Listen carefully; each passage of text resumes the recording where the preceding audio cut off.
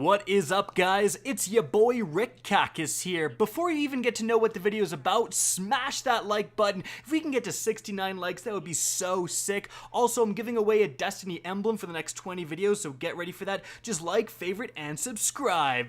Sorry guys, just flexing on the haters that say my intro is too long by reminding them what an average YouTube intro sounds like. Alright, today we're going to be going over some brand spanking new Destiny 2 news, courtesy of the Bungie weekly update that has just been released, and this one's a big one. It goes over a ton of the changes coming to Destiny 2 with the launch of the brand new season of Opulence. And if you are watching and potentially considering doing a raid run for the day one raid that is coming with Season of Opulence, this is a very important video to watch because a lot of the changes are going to impact that initial raid run. So what's happening? Well, first things first, you're going to need to download this update when it launches, and there's some changes there. They're going to deploy the update at 8 a.m. Pacific, and the game will be shut down until 10 a.m. Pacific, so that as many players as possible can get through the download and verification step and be ready for Opulence launch. This is fantastic. When it was originally announced this was a day one raid, I tweeted out saying, hey, what about PlayStation 4 users? Often you have to copy for over an hour, and if the update launches half an hour before, as it did the previous times, PlayStation users would have been screwed out of potentially multiple hours of grinding time. So that's very good that they're making it even for all platforms. But something else really big that's changing is that there's going to be some arbitrary light level caps essentially when you're doing this raid. So for the first 24 hours after the raid goes live, Bungie says players will face an enforced challenge throughout the raid. This means power beyond certain levels will provide no advantage for a given fight. For example, in the very first encounter, which is balanced around 715 power, if you're above 700, you get literally no advantages for, again, that first 24-hour period. So if you're 705, 710, doesn't matter, you're going to be treated as 700. Then for the next encounter, it's going to go up to 720. So if you're above 720 for the second encounter, again, it won't matter. Now this is done so that players who stock up on bounties and keys or whatever the heck you can do won't get a big advantage, I guess. It somewhat defeats the purpose of being extremely efficient and grinding those initial 6 hours very good, because especially for the first encounter, you could grind 0 minutes and still have the same advantage there. But it is definitely going to make this initial raid run a lot more fair and even for a lot more players. This is a really interesting change, but one you guys definitely need to know about, again, if you're running the raid. Now moving on from there, there's also going to be some changes to how you level up in general. Firstly, Power Surge. Right now they're bounties, but Bungie says now with this new season, instead of a set of bounties, a Power Surge quest will be your jumping off point for Season of Opulence. You will need to complete this quest to access the new raid.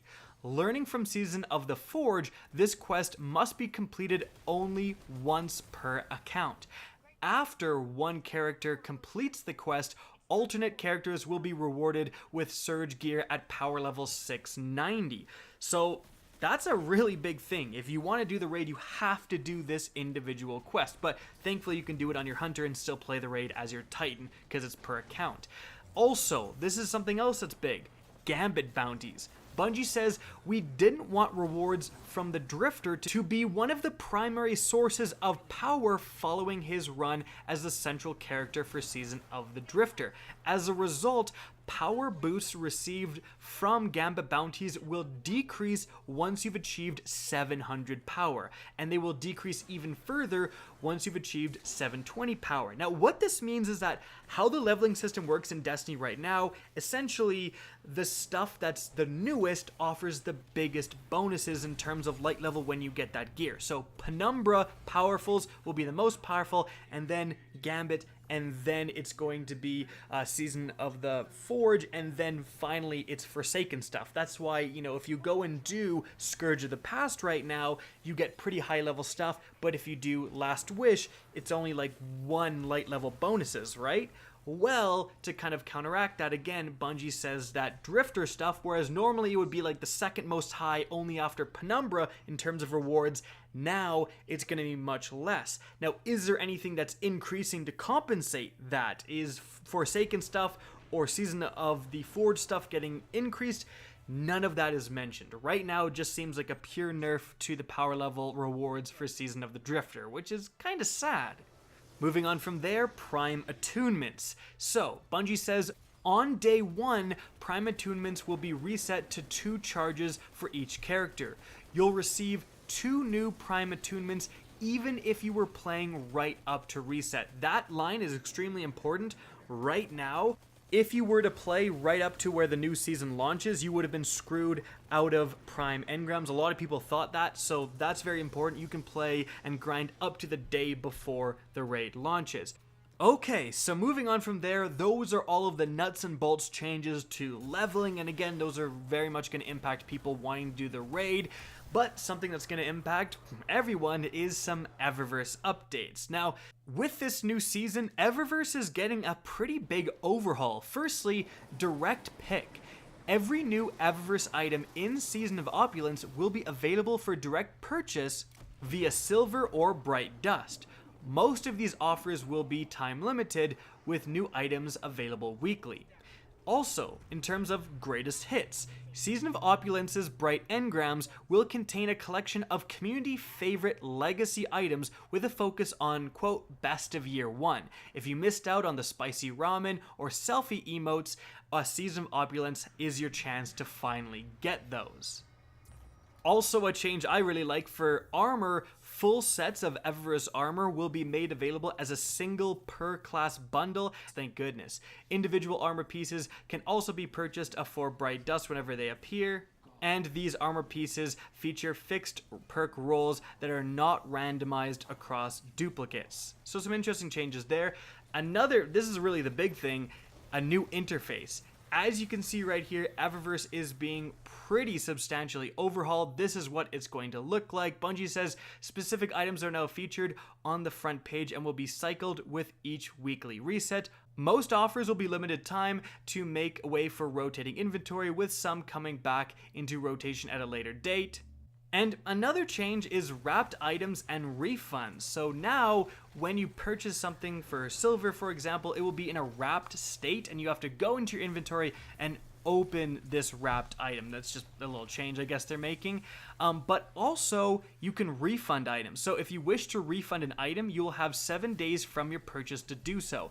Items that have been opened cannot be refunded. So if you like buy something by mistake, or you buy something and you see what it looks like, you're like, this is trash, you can refund it now, which is obviously a good change. In fact, Bungie shows off some of the new Season of Opulence Eververse items right here. Some new ornaments that looks like kind of like a Siva looking Titan gauntlet off to the left side, but of course it's hard to tell whether that's the ornament for a brand new, never before seen exotic coming with this new season, or something we've seen a million times. The ornaments are pretty crazy. Also, I'm pretty sure the helmet on the right, if I was to guess, is an ornament for the one-eyed mask. So, with all that said and done, Bungie does mention that for next week's weekly update, they're going to be showing off the brand new Pinnacle weapons, so look forward to that. And also, looking forward beyond Season of Opulence, Bungie says, and this is at the very end of the update, quote, "Right now, our focus is on Opulence.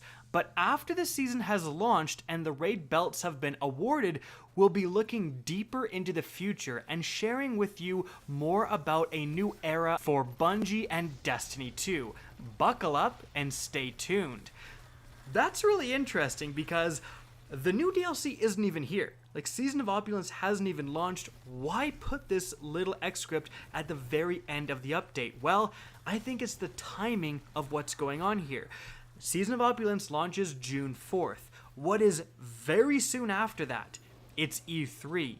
And looking at this quote here, Bungie basically says, look, we're going to get through the launch of Season of Opulence, we're going to get through that first raid, and then we're on to the next thing. And that would indicate that during this E3, look forward to some potential trailers and information on the next DLC after Penumbra hitting Destiny 2. Alright, and that is it for the changes outlined in this weekly update, and it's going to be a really interesting race for World's First in the Crown of Sorrows raid, let's just say that. These are the most changes we've ever seen involving a raid run. Guys, that's it for the video. Hope you enjoyed, found this interesting. If you did, please remember to help me out by simply rating and especially sharing this video. If you guys want to see more Destiny 2 content similar to this, don't be afraid to slap that subscribe button. If you guys want to get in touch with me and keep up to date with the latest channel activity, the best way is to follow me on Twitter at RickKakis. That's linked in the description down below. Again, I hope you enjoyed the video, and as always, have a good day.